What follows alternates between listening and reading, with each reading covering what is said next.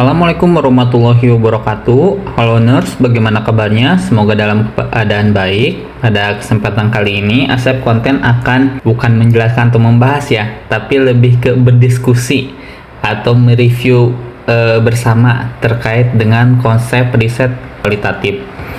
Nah, pada kesempatan kali ini sifatnya hanya diskusi ataupun hanya sharing review materi yang sudah saya dapat. Di sini untuk materinya sendiri yaitu terkait dengan konsep riset kualitatif yang disampaikan oleh Bu Imami. Beliau salah satu dosen di Magister Program FIK UI.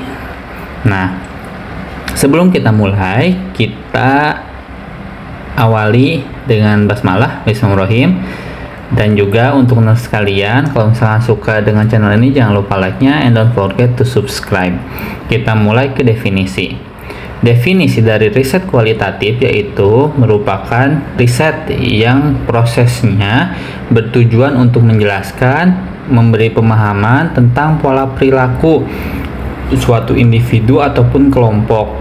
Nah, di sini pemaknaan pola perilaku atau individu ini bersifat unik. Jadi, pandangan dari riset kualitatif memandang setiap individu atau orang itu unik dan dapat dijadikan sebagai partisipan atau informan. Nah, dalam riset kualitatif itu tidak ada yang namanya single reality. Jadi, riset kualitatif ini bersifat mencari meaning atau makna yang mendalam terkait suatu fenomena ataupun kasus. Nah, di sini sifatnya karena mencari makna atau meaning, otomatis penggaliannya itu bisa beberapa masalah. Jadi dari yang awalnya satu titik diperdalam dan bisa menjadi lebih lebar. Dan untuk settingnya itu bersifat natural setting. Maksud dari natural setting ini yaitu settingnya berupa setting alami atau peneliti langsung terjun ke lapangan untuk melakukan wawancara dan melakukan penggalian informasi secara mendalam. Nah, jadi ini juga berkaitan dengan naturalistic approach. Jadi naturalistic approach itu yaitu memaparkan apa yang informan sampaikan atau yang diwawancarai sebagai penyedia informasi. Jadi kita deskripsikan dengan tidak dibuat-buat. Dan di sini posisi peneliti yaitu sebagai instrumen. Jadi baik buruknya suatu riset kualitatif itu ditentukan oleh si penelitinya, karena penelitinya yang menjadi instrumennya sendiri, instrumen yang menentukan terkait dengan kedalaman atau meaning atau pemaknaan dari suatu fenomena. Yang tadi ya, meaning atau interpretasi problem itu yang ada di riset kualitatif, dan sifat bahasanya itu bersifat deskripsi, tidak bersifat angka-angka untuk pembahasan hasilnya. Kemudian filosofi dari riset kualitatif yang pertama itu bersifat humanistik. Jadi disebut bersifat humanistik karena di sini si subjek penelitian itu kita tidak sebut subjek, berbeda dengan kuantitatif. Tapi kita sebutkan kalau misalkan subjek penelitian kita itu sebagai informan atau partisipan antara dua itu. Jadi tidak disebutkan sebagai subjek. Kemudian bersifat naturalistik yaitu berasal dari lingkungan aslinya, atau tadi ya terkait dengan kita langsung turun ke lapangan melihat langsung terkait dengan alamiah dari fenomena itu sendiri atau partisipan atau informan yang disampaikan. Jadi tidak dibuat-buat. Dan juga interpretatif atau tadi menginterpretasikan secara mendalam untuk mencari meaning atau makna. Kemudian untuk karakteristik dari riset kualitatif yang pertama bukan diukur tapi dengan kata-kata. Jadi untuk riset kualitatif ini tidak ada ukuran tidak ada nominal yang misalkan dalam ujian kelas nih, misalkan 99% siswa lulus ujian. Nah, 99% lulus ujian ini pemaknaan pada kuantitatif. Nah, kalau misalnya dalam kualitatif itu dengan kata-kata bisa seperti ini kata-katanya, misalkan dengan kondisi yang tadi ya. Kelas tersebut siswanya sangat pintar sehingga banyak yang lulus ujian, atau misalkan pemaknaannya soal ujian tersebut terlalu mudah sehingga banyak siswa yang lulus. Nah, jadi banyak pemaknaan dari kata-kata tersebut. Makanya di kualitatif itu dalam mencari meaning atau makna tergantung dari peneliti yang mendalami atau mendeskripsikannya untuk menggali pendalaman terkait dengan suatu fenomena. Oleh sebab itu, kemampuan peneliti itu sangat menentukan sebagai instrumen itu sendiri. Lalu, sampelnya itu kecil kalau misalkan untuk yang kualitatif dibanding dengan sampel kuantitatif yang biasanya memang minimal harus 30, kemudian semakin banyak semakin baik untuk mewakili populasi. Sedangkan pada riset kualitatif ini sampelnya kecil, bahkan bisa hanya 1, 2, 3 orang, tetapi itu memiliki informasi kunci ataupun wawancara yang dilakukan atau informasi penggalian informasi yang dilakukan itu memang diperlukan sesuai dengan kebutuhan dari kasusnya. Jadi jumlah sampel ini bisa berubah-ubah ketika ketika peneliti turun ke lapangan.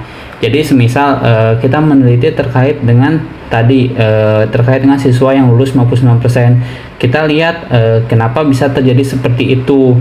Nah, di sana apakah ada faktor usia kah, faktor jenis kelamin kah, sehingga perwakilan dari hal tersebut ya kita gali, ataupun kita lihat juga dari pembuat soal ke gurunya. Jadi betul-betul mendalam. Nah, kemudian juga tidak random. Jadi memang pemilihan dari sampelnya itu memang tidak menggunakan sistem random. Tapi memang rata-rata yang utamanya sampel yang digunakan itu purposive sample. Jadi kita menentukan terkait dengan kriteria inklusi dan eksklusi dari sampel yang diperlukan, ataupun sampel-sampel ataupun dengan accidental sampling kalau memang diperlukan, atau juga bisa dengan snowball sampling. Jadi snowball sampling itu dari awal satu partisipan yang misalkan kita lihat ternyata jadi seperti bola salju sistemnya itu, jadi awalnya kecil bisa membesar gitu. Nah, itu kan tergantung dari di lapangannya seperti apa, tapi yang paling utama biasanya memang menggunakan purposive sampling. Kemudian sifat yang lainnya, karakteristik lainnya itu emergent atau bisa berubah sewaktu-waktu yang tadi ya. Jadi tergantung letak di lapangan dan bisa bersifat dinamis. Kemudian ada holistik, pertimbangannya secara utuh. Kemudian penelitinya terlibat langsung tadi ke natural setting, jadi langsung turun dan juga melihat, mengobservasi, termasuk mendalami informasi yang diperlukan. Selain itu juga humanistik tadi ya, fokusnya ke personal, dan di sini menyebut subjeknya itu sebagai partisipan atau informan. Kemudian refleksif yaitu peneliti. Jadi peneliti itu kan punya pengalaman. Nah, dia merefleksikan apa yang didapat dari informan sehingga akhirnya jadi pengkayaan atau deskripsi yang dituliskan itu lebih mendalam. Sehingga di sini memang diperlukan bahwasanya peneliti dalam riset kualitatif harus memang memiliki keahlian tersebut, atau kalau tidak memiliki pembimbing yang memang ahli di bidang riset kualitatif, sehingga bisa bersifat menggambarkan atau bahasan yang dibahas di sana, meaningnya atau maknanya dapat. Kemudian ada interpretatif juga, dan di sini peran peneliti tadi ya sebagai instrumen, lalu laporannya itu berupa seni menulis. Jadi tadi ya diperlukan seni menulis dari si peneliti, dan proses penelitiannya tadi dinamis atau bisa berubah-ubah. Selanjutnya pendekatan riset kualitatif. Nah, pendekatan riset kualitatif itu asumsinya berbeda. Nah, di sini penekanan pada melihat dunia melalui partisipan, dan penekanan holistik induktif. Jadi pengembangan dari yang awalnya tidak ada jadi ada, atau dari yang awalnya masalahnya itu kecil menjadi besar dibanding deduktif. Nah, kalau deduktif ini lebih digunakan pada kuantitatif. Jadi deduktif ini bersifat misal ada satu populasi. Nah, kita menggunakan sampel kemudian menjadi lebih spesifik untuk temuan penelitiannya. Nah, hasil yang bersifat spesifik itu digeneralisasi untuk satu populasi tersebut. Sedangkan pada kualitatif bersifat induktif, mengembangkan. Jadi misalkan dari kita memperdalam dari satu masalah seperti tadi, misalkan siswa yang banyak lulus saat ujian, itu bisa bertemu beberapa masalah, mulai dari soalnya yang terlalu gampang kah, atau misalkan siswa-siswanya memang pintar, atau ternyata siswa-siswanya itu ternyata ada kecenderungan menyontek ternyata misalkan, atau misalkan ternyata ada fenomena juga siswanya memang di sana rata-rata sudah dibimbelkan. Nah, di sanalah yang awalnya dari masalah lulus ujian itu bisa meluas kemana-mana dan lebih dalam. Nah, itu maksud dari induktif, dari kualitatif. Kemudian secara epistemologikal, jadi semakin kaya, semakin dalam pembahasannya kalau di kualitatif, dan interpretatifnya itu berdasarkan interpretasi dari si peneliti sebagai alat ukur dari penelitian riset kualitatif.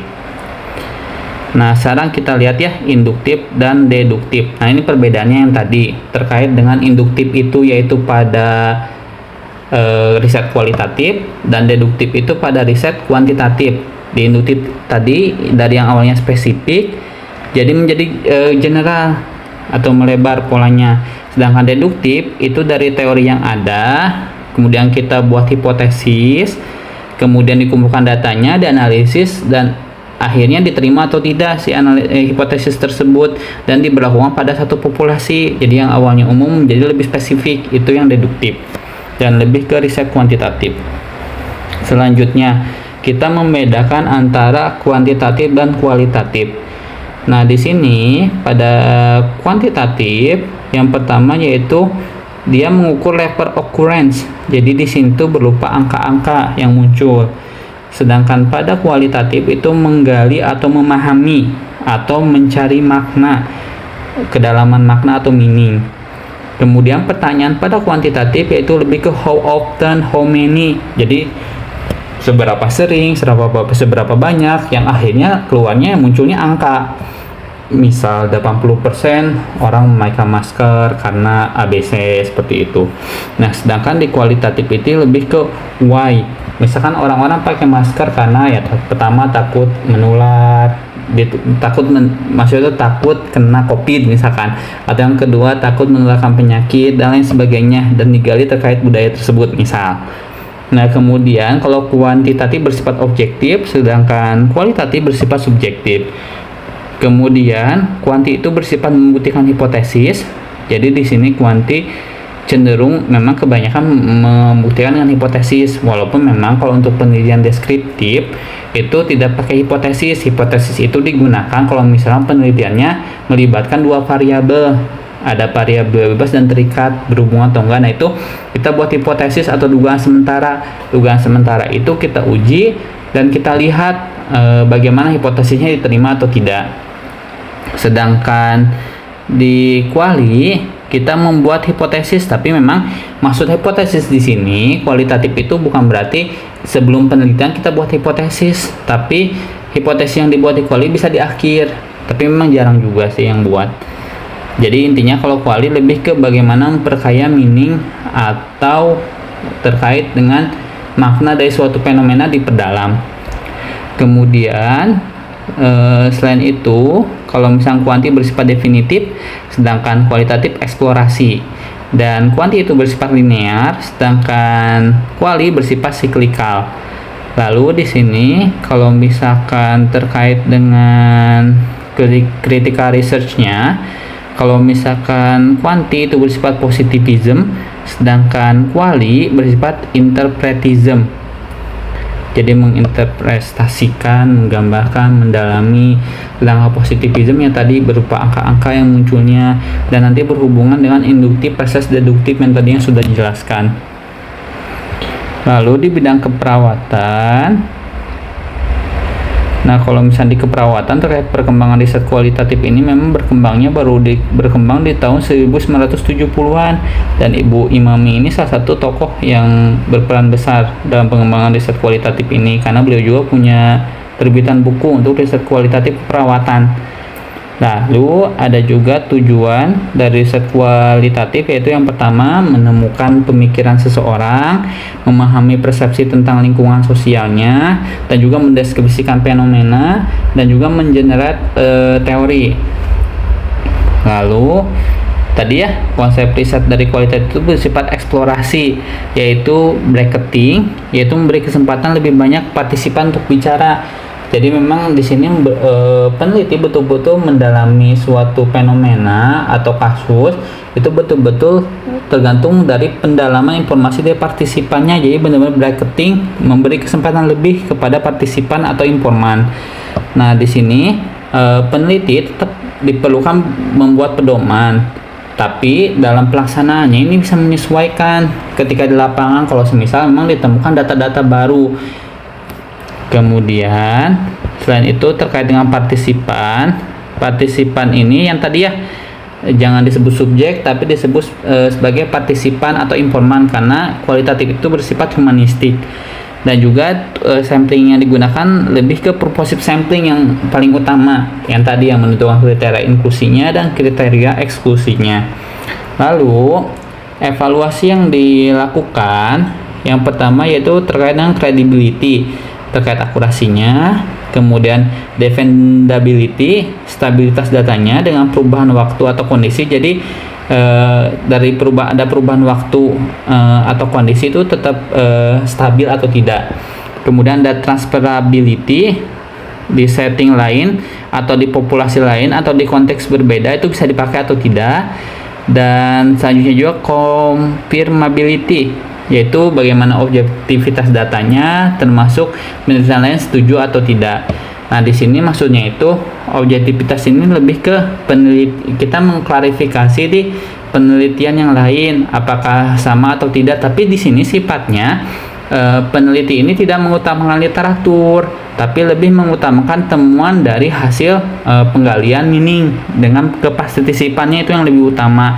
Tapi evaluasinya itu ya kita membandingkan juga apakah peneliti lain setuju atau tidak. Jadi ada 4: credibility, akurasi, dependability, stabilitas datanya terkait perubahan waktu atau kondisi, transferability yaitu di setting yang lain itu bisa atau tidak dan populasi dengan konteks yang berbeda, dan confirmability terkait objektivitasnya atau penelitian lain setuju atau tidak.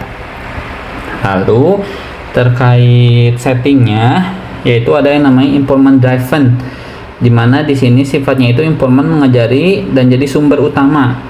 Kemudian pewawancaranya itu tidak memberikan instruksi, atau kita sebagai peneliti yang menggali informasi itu tidak memberikan non instruksi dan menyediakan waktu yang cukup ketika pendalaman informasi.